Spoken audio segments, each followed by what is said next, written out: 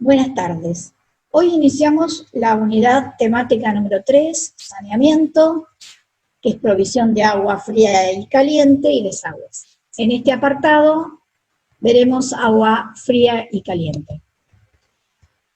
Bien, tanto las instalaciones de provisión como las de desagüe conllevan ciertas problemáticas, como por ejemplo las problemáticas ambientales, las problemáticas físicas, etc. Problemáticas ambientales referidas a la provisión de agua tiene que ver con que si bien el planeta es prácticamente el 70% superficie con agua, solo un 1% es aprovechable para el consumo humano, lo cual hace a la escasez del recurso. Y también hace a la necesidad de generar estrategias de mitigación, como por ejemplo la reducción del uso o la reutilización del recurso. En el caso de los desagües, la problemática ambiental tiene que ver con la contaminación de los cursos de agua por los volcamientos que no se han hecho tratar antes de generarlos. En cuanto a las problemáticas físicas, tenemos las problemáticas propias de fluidos sometidos a presión, tanto presiones naturales, como lo son la presión de la columna de agua, como las presiones mecánicas que son producidas por equipos presurizadores. Según sea el desarrollo del edificio, vertical o horizontal, esas problemáticas son diferentes. En el caso de un desarrollo vertical, el control de presiones descendentes o ascendentes, ya sean cargas mínimas y máximas, como también bombeos, son problemáticas a resolver. En el caso de los desagües, la problemática es controlar la velocidad de caída del fluido, que se va acelerando a medida que el edificio es más alto. En el caso de que el edificio tenga un desarrollo horizontal, lo que hay que controlar es la pérdida de carga o de presión del fluido, en el caso de la provisión, y observar pendientes máximas y mínimas si estamos hablando de desagües. Y también hay que saber que todas estas instalaciones de saneamiento necesitan espacios técnicos, plenos, salas de máquinas, etcétera, que van a interferir con otros subsistemas, van a cargar la estructura, etc. Ya vieron el año pasado las formas de provisión de agua, por red, directa, indirecta, con tanque de reserva, o indirecta con bombeo, o sea, tanque de reserva y tanque de bombeo, que es en esta última forma que los edificios de gran altura pueden llegar a resolver su provisión, o sea, indirecta con bombeo, por captación dentro del predio, resuelta en el mismo predio, pero bueno, en el caso nuestro de nivel 2, tendrá que ser en casos muy específicos si el destino lo justifica, a través de una perforación. Por reutilización, para lo cual hay que considerar, primero, si hay disponibilidad del recurso, es decir, si tenemos superficies de captación y un régimen de lluvia acorde, en el caso de aguas blancas, la calidad del efluente, si hay destinos posibles para su utilización, y la ecuación costo-beneficio de toda esta operación. Las posibilidades de cada una de las formas de reutilización son diferentes. En el caso de aguas blancas, si bien hay una gran disponibilidad en algún momento, pero tiene discontinuidad en el tiempo, porque solo sucede cuando llueve. En el caso de las aguas grises, la disponibilidad es continua, pero merece un tratamiento más costoso, más complejo. Y si hay otros destinos que, por ejemplo, podrían ser utilizables, como lo son los condensados de equipos de aire acondicionados que lo produzcan. Bueno, si tenemos esas instalaciones, también podemos recuperar el agua desde ahí. Bueno, ustedes tienen un apunte específico del tema, por lo tanto no me voy a explayar, donde hay esquemas y características de cada una de estas situaciones expuestas. También es posible que no se utilice una sola forma de provisión, sino que se combine. Por ejemplo, yo puedo alimentar por red servicios sanitarios y también de incendio, obviamente, y de pronto si hay un uso específico y una implantación que lo permita, puedo por captación alimentar algunos de sus servicios, y luego también podría aprovechar alguna de las instalaciones para reutilizar. También podría ser que parte del edificio sea provisionado con un sistema indirecto con bombeo, con su tanque de reserva y demás, y a lo mejor algún servicio de planta baja, no esencial, puedo llegar a tener la posibilidad de alimentarlo en forma directa. Lógicamente, en ese caso, esa demanda la tengo que descontar de la reserva total diaria, ¿no? Porque es directa.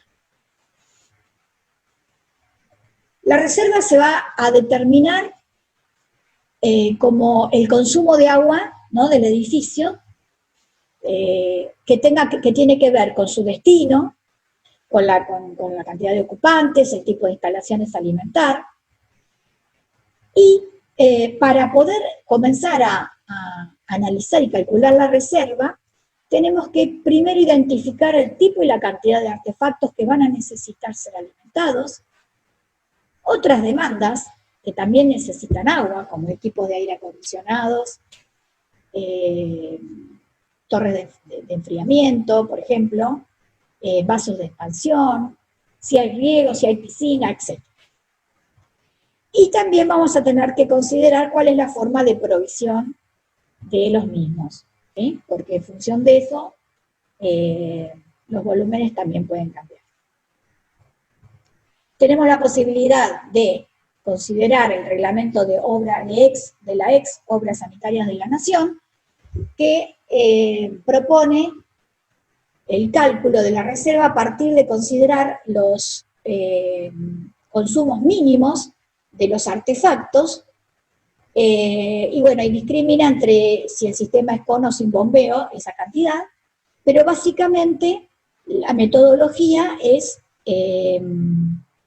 utilizar esa tabla para llegar al volumen necesario, en función de los artefactos que tengamos que alimentar.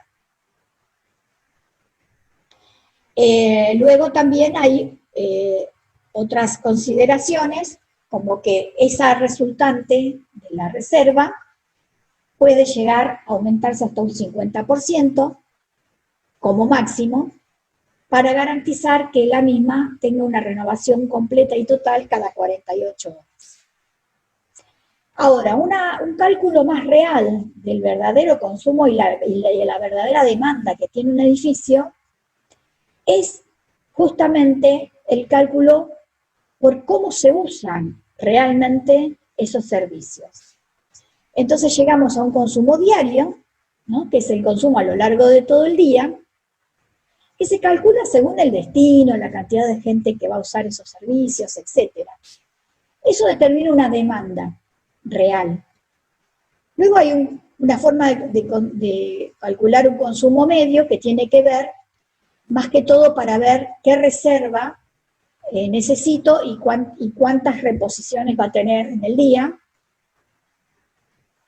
que se llama consumo medio y que es un promedio durante las horas de uso del servicio. Luego también podemos calcular el consumo pico, que es el consumo máximo esperable en una hora de servicio, y depende de un momento en el cual hay simultaneidad de uso, por eso marca un pico. Esto lo que nos permite es determinar la capacidad de los equipos que tienen que responder para ese pico en esa hora de servicio simultáneo. También, si no lo calculamos específicamente, podemos considerarlo entre un quinto y un décimo del consumo diario. según el destino y las características del edificio. Y luego un consumo instantáneo, que es un consumo máximo esperable en 5 minutos, que tiene que ver con la sección de las cañerías y los caudales que manejan los equipos de presurización y que están afectados por un coeficiente de simultaneidad y que tiene que ver además este coeficiente por según el destino, ¿no?, del edificio. Así tendremos, digamos, como dos posibilidades. Por un lado, digamos, la reserva según el reglamento de la ex Obras Sanitarias de la Nación, donde vamos sumando consumos de artefactos, y otra posible, que también es por tabla, que se calcula, de consumos por demanda.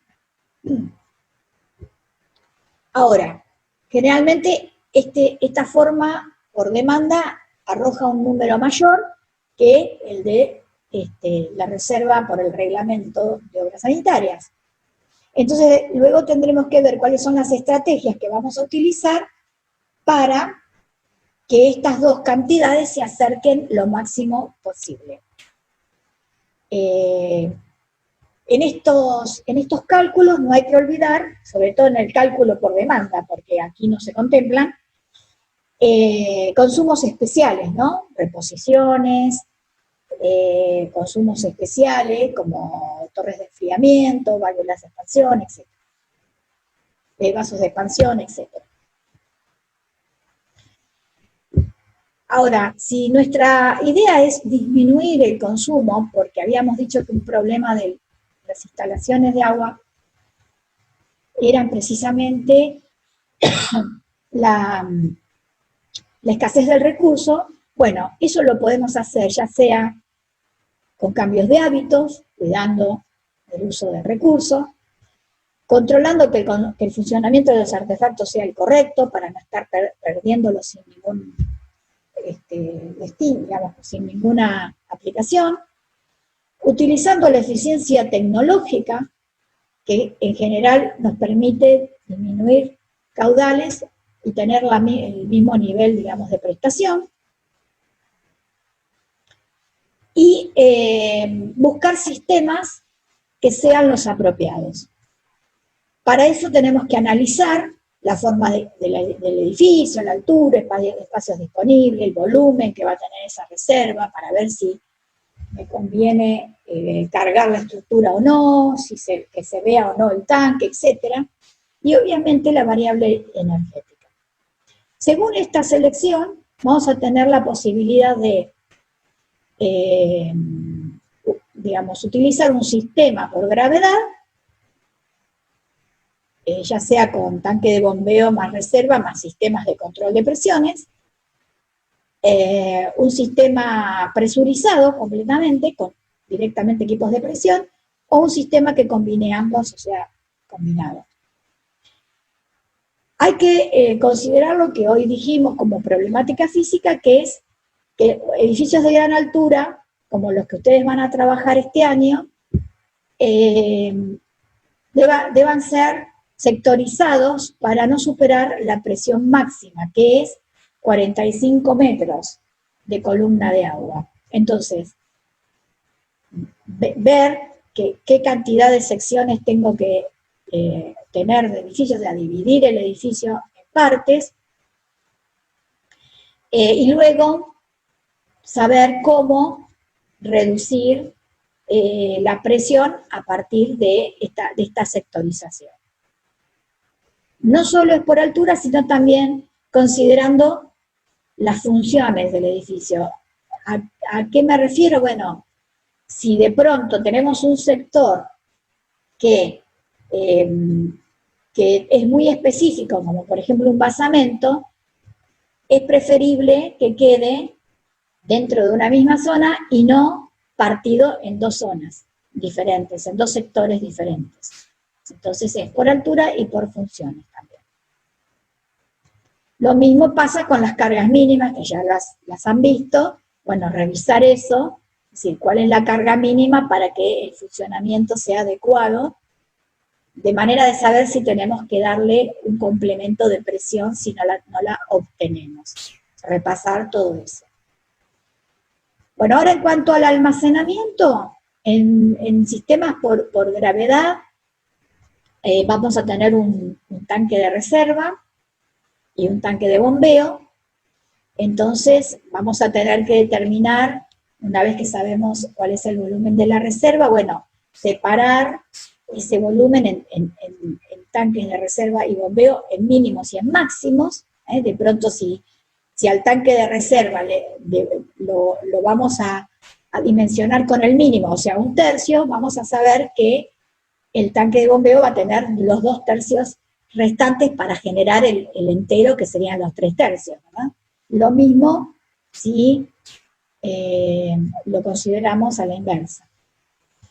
Luego vamos a tener tanques auxiliares, si usamos como sistema de control de presiones tanques, y esos tanques también tendrán un volumen que tiene que ver con los sectores que van a alimentar.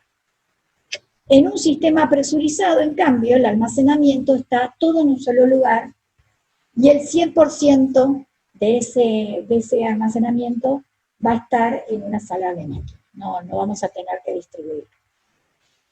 Ustedes tienen, bueno, en un apunte que hay del tema, unos esquemas de distribución de volúmenes, pero cabe señalar que, además de lo que dijimos sobre el mínimo o el máximo, depende de cómo nosotros querramos distribuir, entre tanque de bombeo y tanque de reserva, en el caso de utilizar tanques como el tanque reductor de presión, o tanques de reservas intermedios, o tanques de reservas de reserva también intermedio, pero con otras funciones, esos volúmenes de estos tanques van a tener que ver con el sector que alimenta, ¿sí?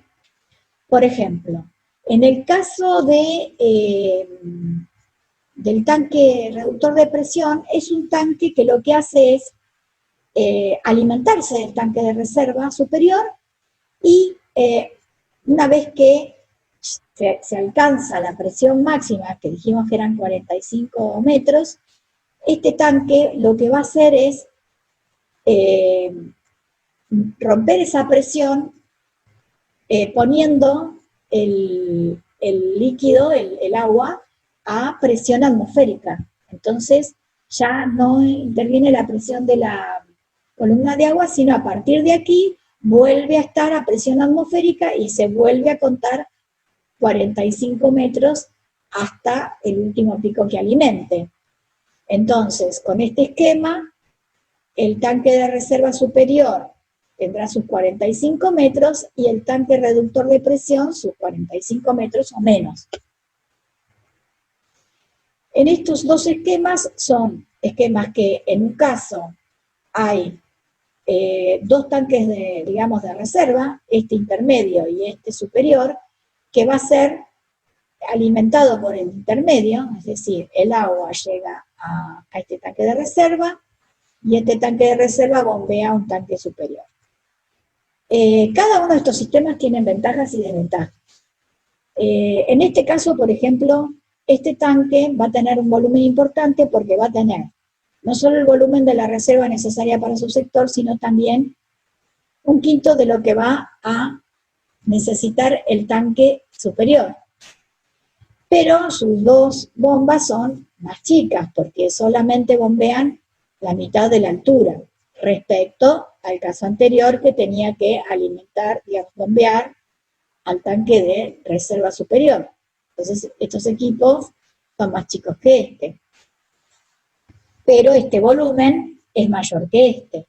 Entonces, en este caso lo mismo, nada más que va con bombeo por separado, donde esta bomba solamente bombea al tanque de reserva intermedio y esta bomba va al tanque de reserva superior. En este caso este bombeo es importante, como en este otro caso, y como en el primer caso, que lo que tiene como sistema de reducción es una válvula reductora de presión. En este caso la válvula reductora de presión ocupa menos espacio. es más silenciosa que los otros casos donde hay bombeos, por ejemplo en este caso. Ocupa menos lugar, pero es más costosa. Entonces, la selección de esta distribución, cuál es la que me conviene, va a tener que evaluar todas estas variables. ¿Tengo espacio para sala de máquina intermedia? ¿No lo tengo? ¿Puedo hacer ruidos? ¿Puedo tener un bombeo? ¿No puedo? ¿Necesito poner una válvula? En fin, es sopesar ventajas y desventajas de cada uno.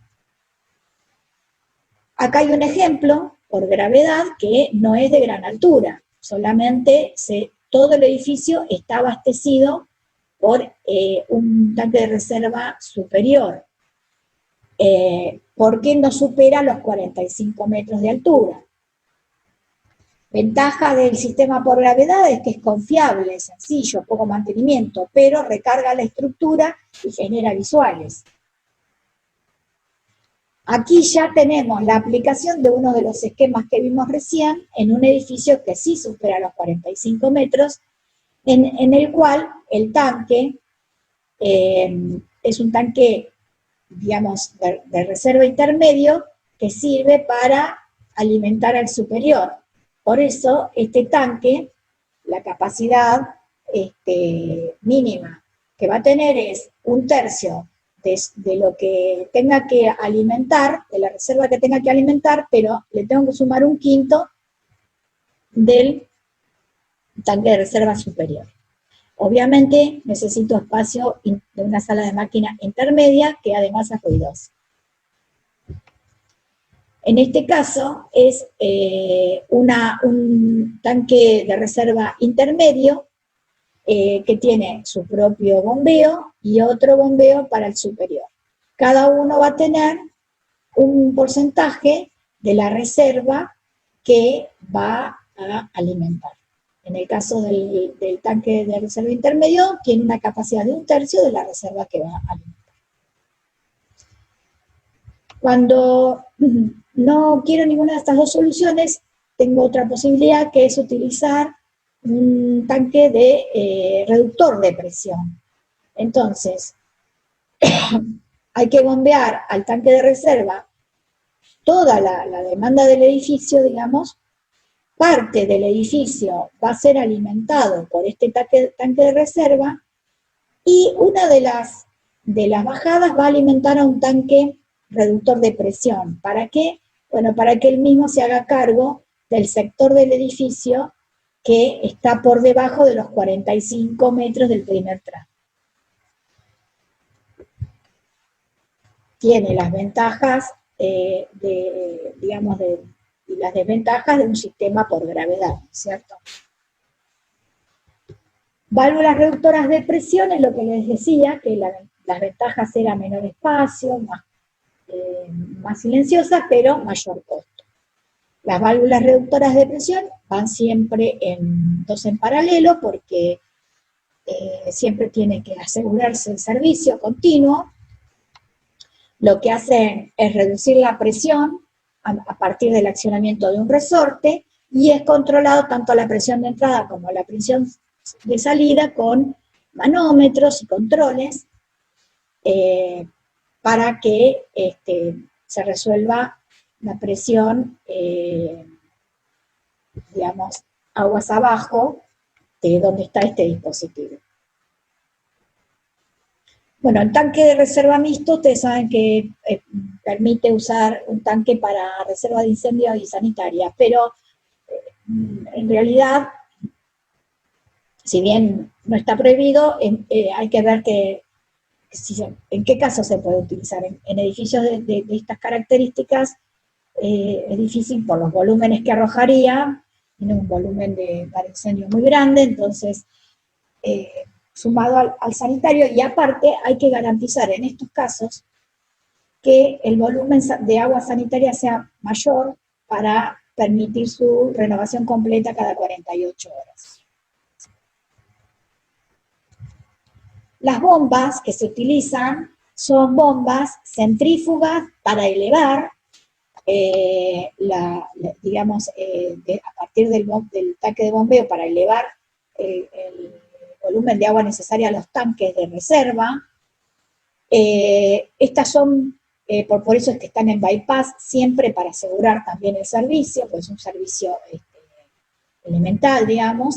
Son de velocidad y caudal constante, lo único que hacen es elevar el fluido, y se calculan en función del caudal, que es la reserva, sobre un tiempo de llenado determinado, eso es el caudal, la reserva sobre el tiempo de llenado, y la altura manometra a vencer, considerando siempre la altura entre donde está el subsuelo y el tanque, ¿verdad? Los equipos presurizados son equipos con, bueno, de presión precisamente. Tenemos, digamos, este sistema presurizado tiene variables en cuanto al dispositivo. Pueden ser tanques hidroneumáticos, bombas presurizadoras o bombas de velocidad variables, que son equipos de presión específicos para esta función. El tanque hidroneumático es para edificios de poca altura, si es la única forma de presurización que queremos, digamos, o para complementar un sector de un edificio de mayor escala. Se llama hidroneumático porque está en juego un volumen de aire y un volumen de agua separado por una membrana. El aire es el que ejerce la presión sobre la parte que tiene el tanque, donde tiene el agua, y esta presión que se mide, tiene su presostato, hace que por un circuito eléctrico se accionen bombas cuando la presión llega a su menor valor.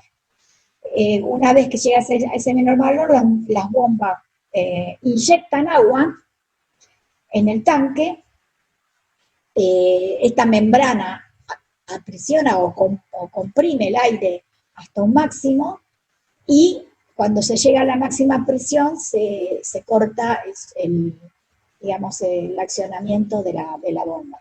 Y así, con ciclos de arranque y de paradas, se va manteniendo el agua dentro de este tanque hidroneumático entre una presión máxima y una presión mínima. En el caso de grandes edificios, podría ser muy útil utilizar un hidroneumático para un primer nivel inmediato, digamos, del tanque de reserva, donde no se cumplan las presiones mínimas.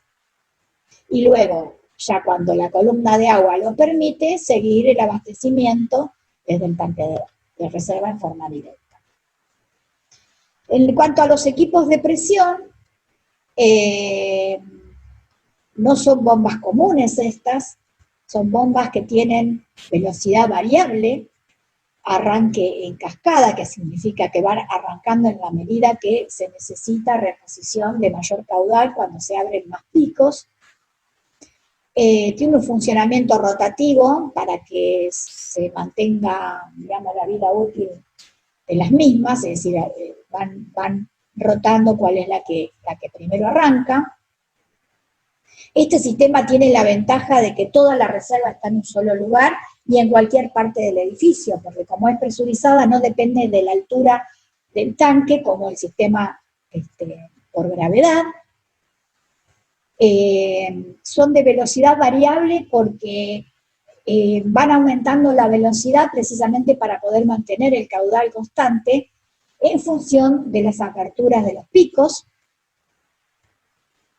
Tienen un pequeño pulmón para una reposición mínima, para no tener que arrancar una bomba cuando es mínima la reposición de agua que hay que presurizar. Y la desventaja es que, lógicamente, tienen mayor costo y además necesitan grupo electrógeno porque necesitan suministro eléctrico constante, no es como el sistema de gravedad, que al menos la reserva un par de horas puede llegar a seguir dando servicio aunque no haya electricidad. Bueno, este es un esquema típico donde ven que tienen dos equipos de presión, porque este edificio es un edificio que está dividido en dos partes, en pisos bajos y pisos altos. Entonces, cada grupo de presión estará calculado a la presión necesaria para llegar hasta el último pico que alimente. En este caso es hasta aquí, y en este otro es hasta esta parte, que son los pisos bajos.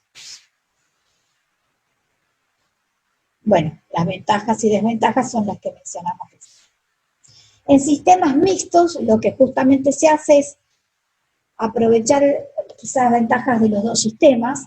En este caso, por ejemplo, hay un bombeo a un tanque de reserva intermedio que por gravedad va a alimentar los pisos bajos, pero a su vez va a poder tener el volumen que se presuriza con un equipo de presión para poder alimentar pisos altos.